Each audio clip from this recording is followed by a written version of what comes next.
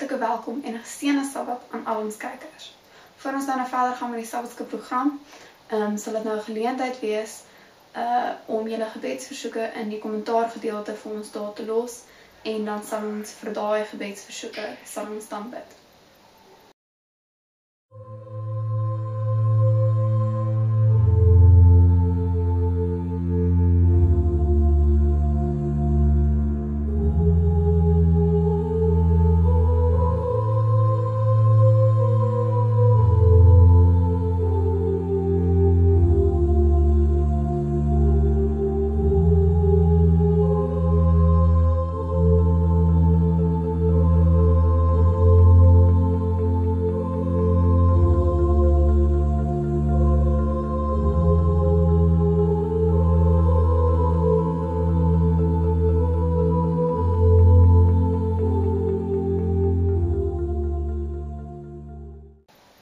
Kom ons buig net ons hoofde.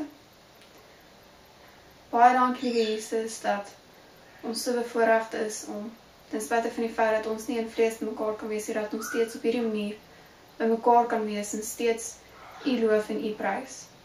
Hemelse Vader, ek bevra dat U asseblief die gebedsversoeke wat U onder in die kommentaargedeelte gelos is, dat U asseblief daai gebedsversoeke sal verhoor en ek wil ook vra dat U asseblief saam met al die verrigtinge reg oor die wêreld vandag sal gaan. Ek wil ook vra dat U asseblief die harte, die verstande en die ore van die kykers sal aanraak en dat U ook asseblief my verstand en my lippe sal aanraak. Baie dankie vir alles wat U vir ons doen. Ek bid dat alles in Jesus se naam. Amen. Reg, ons sendingverhaal vandag kom uit Servië. Die vorige een het ook uit Servië uitgekom en hierdie spesifieke die hoofstad in Servië wat se naam is Belgrade. En dit gaan oor 'n man met die naam Radenko Melovi en hy is 58 jaar oud. Nou sy verhaal begin waar dit vir ons vertel dat hy het 'n baie lekker tyd gehad toe hy op universiteit was. Nou hy het, toe hy klaar is met skool, toe hy besluit om universiteit te gaan om verder te gaan studeer. En die universiteit is 300 km weg van sy ouerhuis af gewees waar hy gebly het. En gevolglik moes hy toe in die koshuis gebly het. En in hierdie spesifieke koshuis waar hy gebly het, was daar om en by 10.000 ander studente wat daar gebly het. So dit was 'n ongelooflike groot koshuis gewees. Nou, Radenko het sy tyd op universiteit heeltemal geniet. Hy het sy eerste jaar, het hy baie van klasse nie bygewoon nie, en hy het ook die eksamen gaan skryf nie. En vir hom om nie heeltemal uit die universiteit uitgeskop te word nie, het hy toe besluit dat hy in 'n ander studierigting sou ingaan. En hy het toe sy studierigting verander. En in sy tweede jaar op universiteit het weer dieselfde gebeur, hy het nie sy kant gebring nie en hy het ook die eksamens gaan skryf nie. En hy het weer aan die einde van die tweede jaar het hy gesê nie, hy gaan sy studierigting verander. In sy derde jaar het presies dieselfde gebeur. Hy het weer nie sy kant gebring nie, weer nie eksamen gaan skryf nie, en hy het weer aan die einde van sy derde jaar sy studierigting verander. Nou wat hy gedoen het in sy tyd, is hy het na partytjies toe gegaan, en hy het gaan drink en gerook, en hy het allerlei dinge gaan aanvang, alles bo en behalwe om aandag te gee aan sy studies. Nou, omdat hy so betrokke was by al die kuiers en alles, was hy 'n baie gewilde student gewees. En om daai rede is hy toe gekies as die studentebeheerliggaamspresident. En in sy 4de jaar het daar iets vreeslik met hom gebeur. Nou, in sy 4de jaar toe is sy suster oorlede terwyl sy besig was om geboorte te gee. En Radenko sê dat sy suster was half soos die engel gewees in hulle familie. En dit het hom gebreek toe hy gehoor het van sy sussie se dood. En hy het vir die eerste keer in sy lewe het hy gebid. En hy het op sy knieë gegaan en hy het vir God gevra om asseblief vir hom die regte pad te wys. En na hy gebid het hy 'n 7-dag Adventis ontmoet. Die enigste 7-dag Adventis onder die 10.000 mense wat by die universiteit was. Kort na hy gebid het, toe het een van sy vriende hom aan hierdie Adventis voorgestel en is 'n dame met die naam Emilia. Nou, Emilia was nie bang geweest om oor haar geloof te praat nie. Sy het dadelik oor God begin praat toe sy vir Radenka ontmoet het, en sy was nie bang om te deel oor die Bybel en oor haar geloof nie. En sy het ook vir Radenka gesê dat sy 70 Adventist is, en hy het vir haar gesê dat hy nog nooit van 70 Adventiste gehoor het nie. En sy het hom toe natuurlik na kerk toe genooi. En hy het gesê, dis doodreg, hy het dit aanvaar, en hy het toe die een Sabbat saam met haar kerk toe gegaan. Terwyl hy by die kerk was, het hy 'n wonderlike boodskap gehoor, en hy het mooi gesit en aandagtig geluister na die diens. En toe die diens verby is, net soos wat hy wou uitstap, toe het die jeugpredikant hom voorgekeer en hom gevra, wil jy nie dalk Bybelstudies ontvang nie? En hy het nog nooit in sy lewe regtig die Bybel gelees nie, maar hy het toe besluit dat hy dit sou aanvaar. En hy het gesê, ja, dit is 100% is reg, ons kan die Bybelstudies begin. En na die eerste Bybelstudie wat hy toe bygewoon het, wat hy en die predikant saamgehou het, het hy 'n vreeslike vreugde in hom ervaar. En hy daar uitgestap met 'n honger wat hy in hom gehad het. Daai honger en daai leemte wat hy daar gehad het, was gevul. Wat hy sy hele lewe lank gehad het. Daai leemte en daai honger was nie meer daar gewees nie. En so het hy en die predikant toe die week na die ander het hulle Bybelstudies gedoen en hulle Bybel bestudeer. Nou, terwyl hulle besig was om die Bybel te bestudeer, het hulle onder andere die Sabbat begin bestudeer, 'n studie gedoen oor die Sabbat. En Radenko was dadelik nie heeltemal seker gewees nie, het in mekaar gewees, want hy weet van, dat die 7de dag is Saterdag, en hoe werk dit nou met Sabbat en Sondag? En wat hy toe gedoen het is, hy het na 'n priester toe gegaan, en hy het na die priester toe gegaan en vir die priester gevra, hoor hierso, hoekom aanbid ons op Sondag en nie op 'n Saterdag nie? En die priester vra toe vir hom, op watse dag het Jesus uit die dood uit opgestaan? En Radenko sê toe vir hom, hy het Sondag opgestaan uit die dood uit. En die priester sê toe vir hom, dit is hoekom hulle Sabbat op Sondag hou en nie op Saterdag nie. En Radenko het teruggegaan na die predikant toe, en hy het vir hom gesê wat die priester vir hom gesê het, en die predikant sê toe vir hom dat Jesus se kruisdood en opstanding het nie die 4de gebod laat wegval nie. Die 4de gebod staan steeds en is steeds geldig. En hy het toe weer die volgende dag teruggegaan na die priester toe, en hy het vir die priester, daai spesifieke priester kon hy nie kry nie, en hy het toe 'n ander priester gekry, en hy het vir die priester vertel, waarmee hy die vraag wat hy het, rakende die Sabbat, en die priester het toe vir hom gesê dat hulle vaders, hulle grootvaders, het dit verander na Sondag toe. En hy het toe vir die priester gesê, maar wie het die grootste autoriteit? Is dit die voorvaders, of die vaders van die geloof, of is dit die Bybel? En die priester het hom nie geantwoord nie. En in Radenko se hart het hy geweet, dat die een wat die meeste autoriteit het, is die Bybel. En hy het besluit dat hy graag die Bybel wil gehoorsaam. En vandag op 58-jarige ouderdom is hy lid van die 70 Adventiste kerk in Belgrade, en hy is getroud, en hy is baie lief vir God se wet. By sy doop het die predikant 'n spesifieke gedeelte vir hom gelees uit die Bybel, en hy sê dis een van sy gunsteling versies, en dis 'n versie wat altyd by hom bly. En hy gaan dit vir ons lees. Dis Josua 1 vers 8, en ek lees vir ons. Hierdie wetboek mag nie uit jou mond wyk nie, maar bepeins dit dag en nag, sodat jy nougeset kan handel volgens alles wat daarin geskrywe staan. Want dan sal jy in jou weë voorspoedig wees, en dan sal jy met goeie gevolg handel. Nou, na hy gedoop was, Emilia het kort na sy vir Radenko ontmoet het sy na die universiteit verlaat en na 'n ander universiteit gegaan. En dit was om en by 30 jaar terug. En 30 jaar later, toe was sy so gelukkig geweest om te hoor dat die saadjie wat sy geplant het, 30 jaar van tevore, het gegroei in Radenko se hart. En Radenko het gesê dat hy glo dat sy op sy pad gesit was om hom na die Here toe te lei. En dat hy so bly is dat hy haar kon ontmoet, want is te danke aan haar, aan die saadjie wat sy geplant het, wat hy die Here ontmoet het, en nader aan die Here kon wees. En hy sê, dit is vir hom regtig 'n wonderwerk, om uit 10.000 mense, dat hy die een 70 Adventist wat daar was, ontmoet het, net na hy vir God gebid en gevra het, wys my die pad. En dit wys net vir hom, dit het net vir hom so kragtig bewys, dat God is daar vir hom, en God is lief vir hom, God is regtig. En hy sê, hy gee eer en dank aan God, dat God vir hom die regte pad gewys het. God chose this path for me, and I'm happy to know the truth.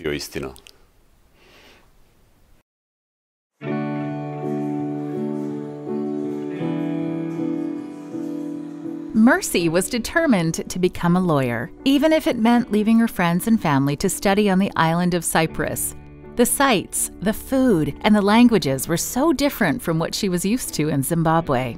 When I first came here, there was like some sort of cultural shock, for sure. It was different from what I was used to. With her friends and family thousands of miles away, Mercy felt lonely. She missed her local Adventist church in Zimbabwe, so she went online and found an English-speaking Adventist congregation not far from campus. The church helped me, because that's where I met my friends. Every week I look forward to come to church, because that's where I feel welcomed and I feel at home. Mercy quickly realized she wasn't alone. She met others living in Cyprus from all over the globe. Many of them were also far from family and friends and were experiencing loneliness. To satisfy various language needs, there are several Adventist congregations in Nicosia, the capital city. One holds services in Greek, another in Bulgarian, and the third in English. Most weeks they meet separately, but occasionally they come together as one big group. This Adventist community is known as a place where all are welcomed. So it isn't unusual for international residents and students of various faiths to attend church here. We embrace everyone, and like most of us students are not Adventists. It's just like a few who are Adventists, but like we are all treated the same and they are well taken care of by the church. Things were going well as Mercy made more friends at church, but it didn't take long for her to run into other obstacles during her first year of school. At school, my exam was on a Saturday, and I couldn't take it on a Saturday. So I went to talk to them, and they didn't allow me to take it on a different day. I felt so crushed, and I felt so defeated that I even cried. That's when I ran to the pastor, and then I told him, and he wrote a letter to the school. We prayed, and I got so encouraged to know that there are people behind me and there are people who support what you believe in. And then they allowed me to write the exam on a different date. And as a miracle, it was on my birthday when I wrote that exam, and I got an A. The Adventist Church in Cyprus is determined to be a refuge for anyone who needs community, whether they were born on the island or are far from home. Through Christ's method of ministry, the members spread a message of hope throughout the island. There are many challenges that prevent the gospel from being shared, including language barriers, social inequality, and a general disinterest in religion. Mercy's church in Nicosia is working harder to meet the physical and spiritual needs of the community. Currently, their rented space limits what they can do, but one day they hope to have a building of their own. This quarter, a portion of your 13th Sabbath offering will construct an urban center of influence and church for the congregations in Nicosia, Cyprus. Please consider how you can support this work so more people can find a church family and feel at home. I want to encourage especially students or those people who are working here have to know that we can't take care of our own selves without the Lord. We have to trust God. So I want them to put all their trust in God, and He's going to make everything go. Everything is going to be beautiful. Thank you for your support of the 13th Sabbath offering.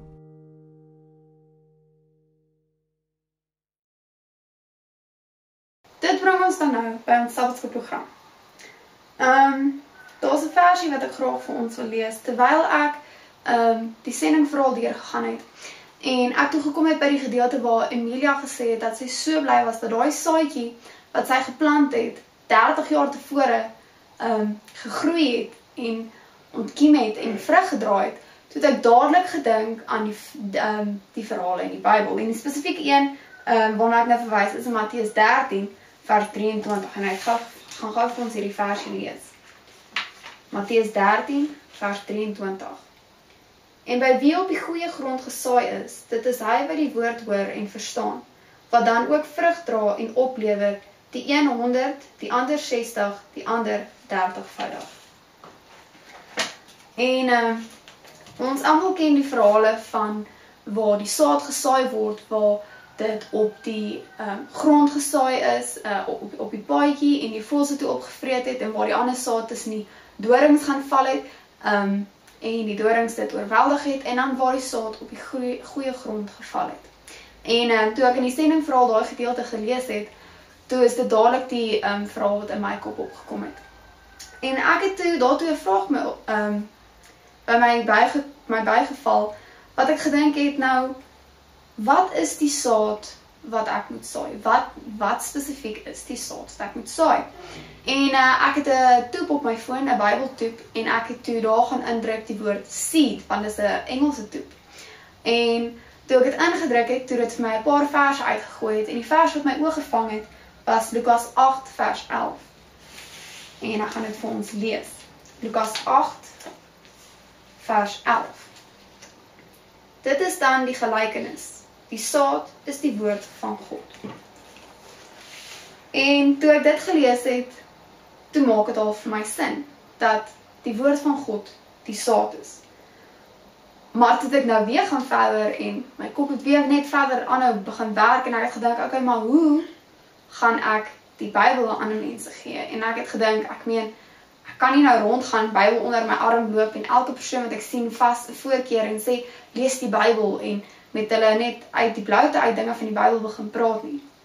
En ek het gesit en dink en ek het toe die gedagte by my opgekom is dat vir my om dit te kan doen, om hierdie saad te kan saai, moet ek doen wat Emilia gedoen het.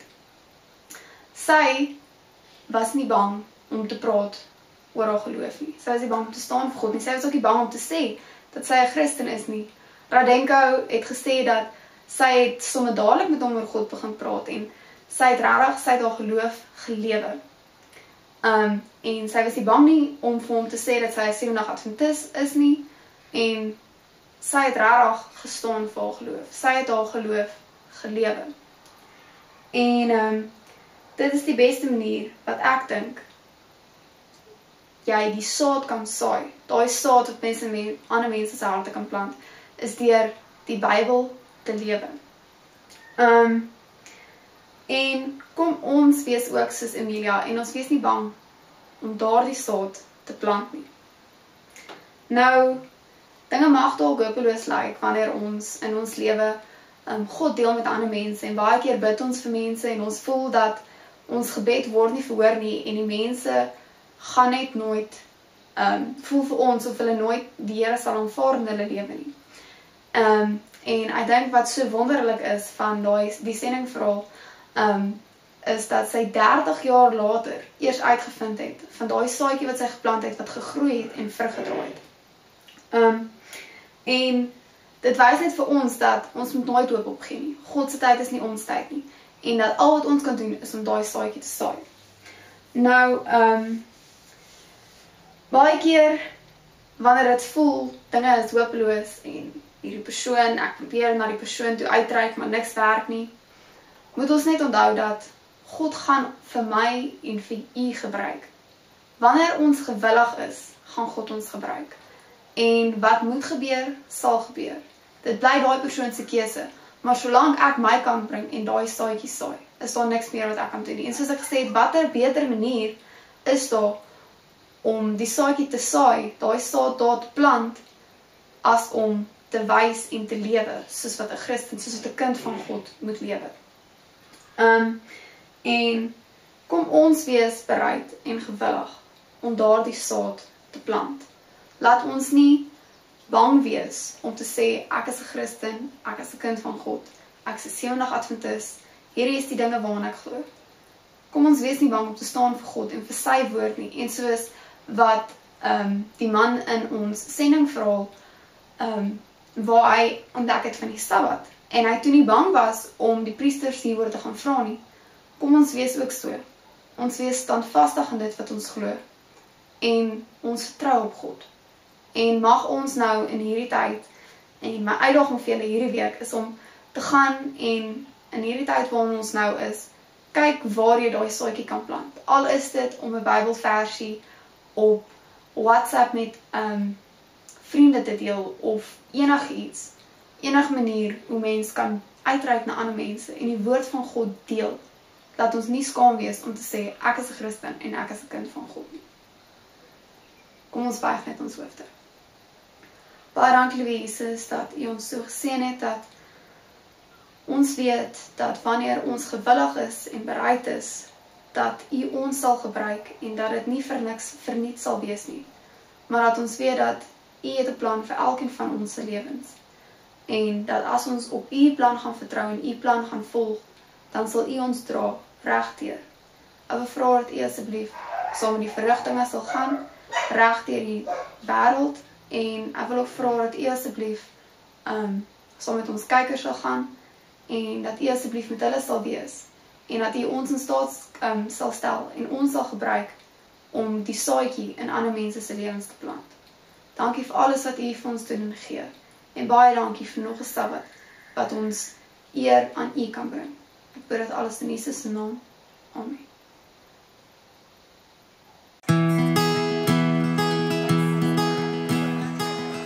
Adventists are getting noticed at one of Hungary's biggest music festivals. It's a little out of the ordinary, but offering to paint designs has attracted concertgoers to these local church members' booth. It's important to find something people will be excited about. Don't worry though, the paint is washable.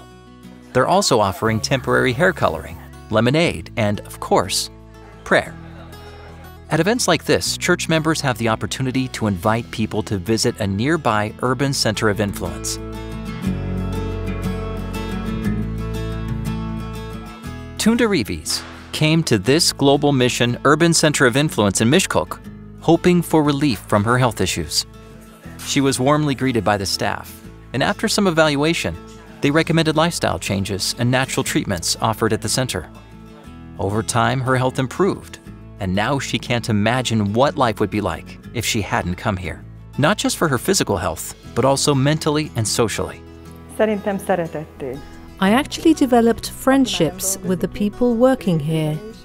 It's very important to have this kind of community. I learned a lot here, and it was such a community-building experience. Although these services are offered with no strings attached, sometimes these interactions lead to more than just health improvements. Since I started coming here, I've applied to attend an Adventist health camp in the summer, and I've been taking Bible studies. An Adventist summer camp opens for a week each summer. People come from all over Hungary to make new friends and participate in outdoor activities. Most have heard about the camp through various urban centers of influence or from their Adventist friends.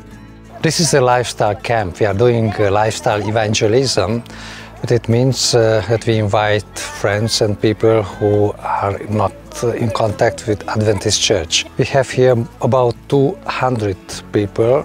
Most of them are not Adventist people, and they are invited just because we have hiking programs, we have cycling and different sports programs, and they are attracted to this program. If we invite somebody to our local church, maybe nobody would come, at least in this part of the Europe. But if we invite them to participate in a program like this, they would like to come because they like to be healthy, they like to have new friends. And in this way, this is a non-threatening way of connect with them and to connect them with Jesus Christ and to the Adventist Church. The camp is a social place where people can bond together in nature. There are seminars and discussions about health and religious topics that attract many of the attendees. They're provided healthy meals that feature bread from the camp's bakery. At the end of the week, many people go home feeling inspired by the retreat and some even decide to take Bible studies or volunteer at their local urban center of influence. For those who may not live near an urban center of influence, there is another solution. Hungarian church leaders in the Duna Conference want to meet people where they are, so they created a fully outfitted ministry caravan. After purchasing a van and trailer, Adventist professionals designed and renovated the interior of the trailer to be a modern, mobile center of influence. The Duna Conference is made up of 54 churches, so each church has the opportunity to invite the van to their town for one weekend each year. The ministry is operated by volunteers who work closely with the local members who invited them to determine what type of program would be appreciated by the community. Usually, the van is parked in a central, prominent part of town. They offer health expos, children's programs, cooking classes, a Christian film club, and personal counseling. The programs of the Mobile Center of Influence have to be flexible to meet the changing needs of people in towns and cities. This van allows Adventists to connect with people in the community and develop a long-term relationship. Your prayers and giving to Global Mission have helped these ministries become a reality. Please continue to pray and consider what you can give to this cause. Thank you for supporting Global Mission. We want to make Jesus famous here. This is our goal. We want the people to see this place as a place of refuge, as a place where they can find a family, as a place where they can find Jesus or a peace in the midst of the storm. See you. Bye-bye. Elias and Melina left their home in Argentina and moved to the Mediterranean island of Cyprus. They became Adventist volunteers and now manage a Global Mission urban center of influence called Meeting Point. When you are in Christ, you are born as a missionary as well. So that's why we decided to take this challenge of being a missionary. We are trying to give all we have learned to serve others. I think it's important to have the same method that Jesus had. First, he related to the person, saw their needs, and then preached. It's basically what we're trying to do. Use this method.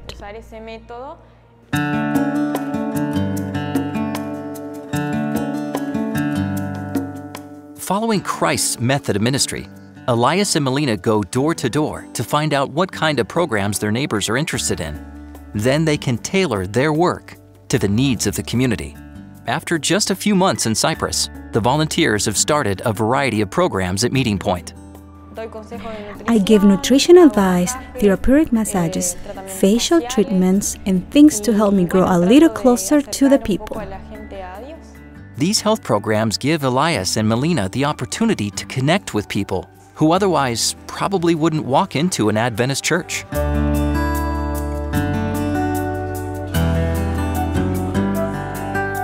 Although many people on the island speak English, Greek is even more widely spoken. The greatest challenge here is the language. That's why we are looking forward to learn Greek as quickly as possible in order to communicate better with the people. They found creative ways to communicate with the Greek-speaking visitors, like using translation apps on their phones or learning common Greek phrases. When someone comes to Meeting Point, they are greeted by a warm atmosphere, refreshments, and books as they wait for their health assessment. After the assessment, visitors receive an evaluation with lifestyle suggestions and are encouraged to visit again to follow up on their progress. Meeting Point is also a place kids love. Elias and Melina host a fun activity each week and plan to expand the programs. It will be a program for kids where they will make crafts. We will make crafts, follow recipes, and play games. There's a fun part and a part where they learn something. Today's activity involves painting positive messages onto stones. The kids love doing crafts like this, but the real fun comes when they give their creations away to strangers on the street.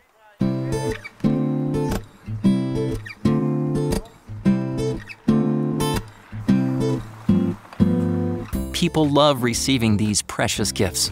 The kids go home knowing that they've spread some joy in the community.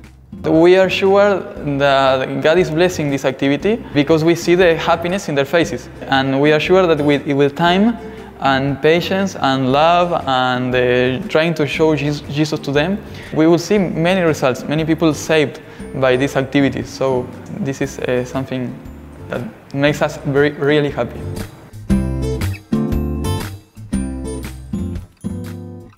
Each Sabbath, Elias and Melina lead the worship service for the church plant that gathers in Meeting Point.